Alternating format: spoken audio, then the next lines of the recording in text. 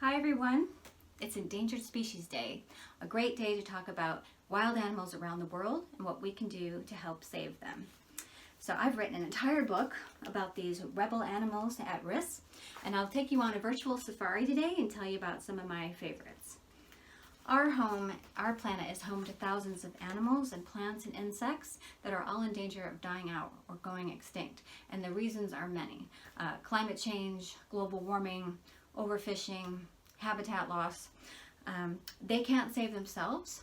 We humans need to do it. We caused the problem. Now we need to fix it. And if we all work together to get these animals off the endangered species list, there'll be no more need to have an Endangered Species Day, which would really be cause for celebration. Now, I wrote Rebel Animals to get the word out and to inspire people to do something to save our precious wildlife. And I think I did more research for this book than any other that I've written, because extinction and climate change are complicated and big topics to talk about. So I wanted to simplify it and give an overview of all the main issues affecting these animals, and then to share some stories about specific animals with you. My biggest challenge was probably deciding which animals to write about. There were a lot to choose from, sadly, because there are a lot of endangered animals out there, or animals that are heading in that direction. So I wanted animals with names, proper names if possible. Not always easy with wild animals, and they had to be a rebel in some way. They had to have an interesting story or an inspiring story. Maybe they left a mark on history somehow, or maybe they're a rebel just for managing to survive against all odds. So the book has 8 different sections, one for each of the continents, 7 continents plus oceans. So I picked out one animal from each section, so 8 rebel animals in total, and I'll tell you about those now. So let's start at the beginning with Africa. Every section of the book starts off with a map, like this one, showing the geography and then showing some of the animals, the stories that will be coming in the following pages. So I'd like to tell you about Zarafa, the giraffe. Now, you might be surprised to see a giraffe in a book of endangered species, because a lot of people don't know that animals like giraffes are in trouble. But I'll tell you about this one. Zarafa was really one for the history books. In the early 1800s, most people in Europe had never seen a giraffe. But a ruler in Egypt decided to give one to the King of France as a gift, which was kind of thing to do back then. So baby Zarafa was put on a ship, sailed up the Nile, across the Mediterranean Sea to the south of France. But that was just the beginning of her incredible journey. From the south of France, baby Zarafa walked 550 miles to Paris. And along the way, she was a sensation. Crowds of people lined her route, eager to see this exotic 6-foot-high creature with long lashes. They'd never seen anything like it. So by the time she got to Paris, she was something of a cultural phenomenon, and there was like giraffe mania. Giraffe patterns were on everything. It affected fashion. Women wore these like crazy hairdos that were like big tall horns. A fad that didn't last long, thankfully. So the illustration of this book, in this for Zarafa, shows her nibbling rose petals from the hands of the King of France, Charles X. So she lived in Paris for 18 years, and she was beloved by all the people there.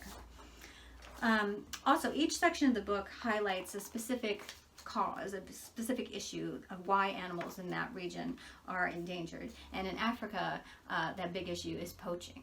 This is when people illegally kill animals for their body parts, like the horns of rhinos, for instance. So I talk about that a little bit in this section. The book is also filled with fun, fascinating facts, because I love trivia. And here's some trivia for you about giraffes. Giraffes are very social creatures, but they rarely make a sound. Very interesting. So from Africa, we will go to the ends of the earth, to the poles, to Antarctica and the Arctic. This one has 2 maps. This is the North Pole, the Arctic and the North Pole, and this is Antarctica and the South Pole here.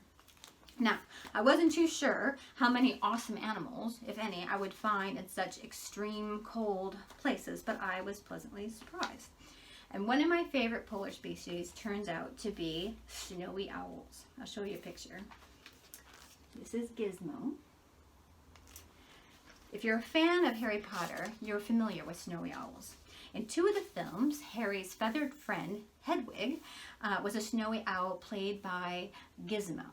Hedwig is a girl in the Potter books and Gizmo is a boy, and there's a reason for that. Male owls are smaller and lighter for the young child actors to hold.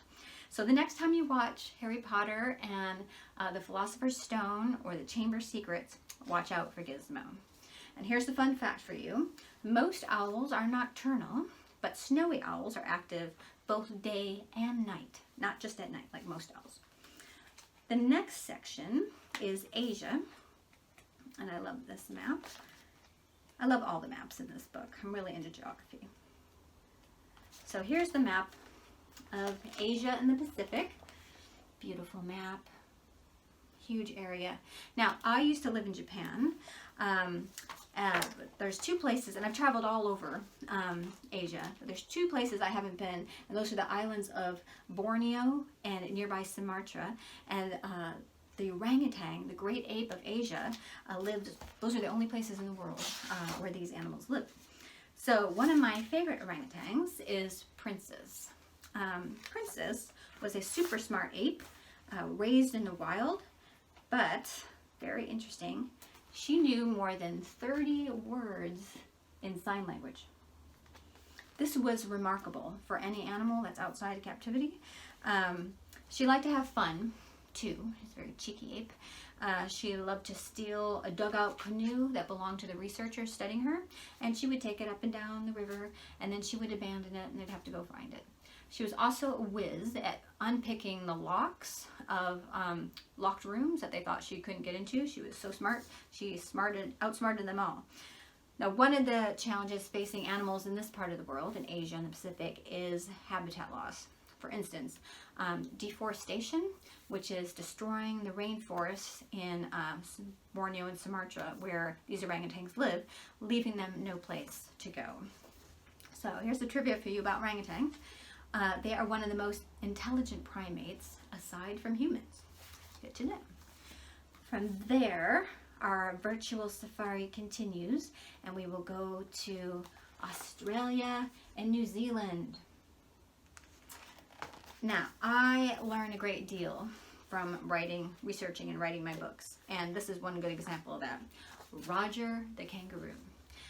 The first photo that I ever saw of Roger, I thought had been photoshopped. He was huge. He was 6'7", weighed 200 pounds, and he was all muscle. He was built like a bodybuilder. I'll show you what the illustration looks like. Here he is, posing like a bodybuilder. There was a video of Roger crushing his metal feed bucket with his bare paws, and it went viral. And after that, everyone started calling him Ripped Roger. This was not at all what I thought kangaroos were like. I thought they were like, cute marsupials that bounced around. They had strong legs, I knew that, but I had no idea that the male kangaroos were so strong. Amazing. So the big challenge in this part of the world, in Australia and New Zealand, is climate change. And in Australia, several years ago, there were some really bad bushfires caused by drought, and that's caused by global warming. And they're becoming more and more common, and it's having a real impact on the animals that live in those regions. Fun fact about kangaroos, they are the only large animal that get around primarily by hopping. Thought that was very interesting. Next on our list is Europe. Here's the map for Europe. And I'm going to tell you about this little girl right here, Katrine the Scottish wildcat. Believe it or not, Scottish wildcats are one of the most endangered species anywhere in the world. There was a time when there were only about 100 of them left in the British Isles, mostly in Scotland where I live. So something called captive breeding became essential for their survival. Basically, that is animals making babies in captivity, like a zoo or wild animal park, and it's been meeting with great success. Now, usually Scottish wildcats have only one kitten per litter, but Katrine here first-time mom had 4, which gave researchers great cause to be joyful and hopeful for the future. Maybe they could actually pull off saving the species. So she was off to a good start. And there's been a really, a bit of a baby boom lately in the Scottish wildcat population. There was a lot of them born last year. That's really exciting.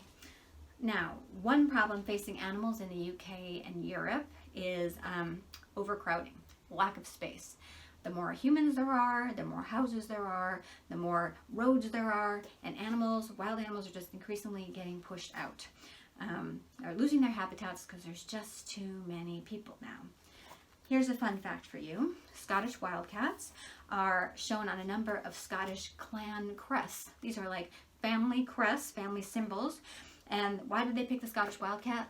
They're known for being very fierce hunters, and the clan chieftains like that fierce and strength was something. So here's one. This is a Scottish clan crest, and it says here, touch not the cat, but a glove. That means touch not the cat without a glove. Basically it means don't mess with us because we're fierce.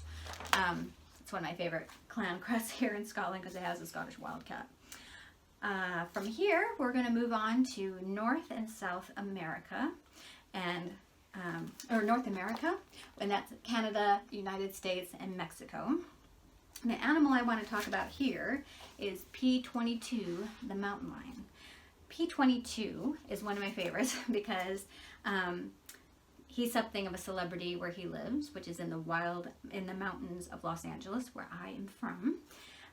But he had a problem. He had a hard time finding a mate, because he's over here and the other cougars, which is another name for mountain lions, are over here, and in between is a motorway that's very dangerous to cross.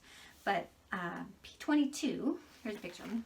P22 is so famous that a charity founded in his name is raising money to build a wildlife crossing, which is basically a bridge that will go over this freeway so they can cross back and forth and meet mates and make babies safely. So that should be completed later this year, which is really exciting. Now, just a quick note about his name, P22.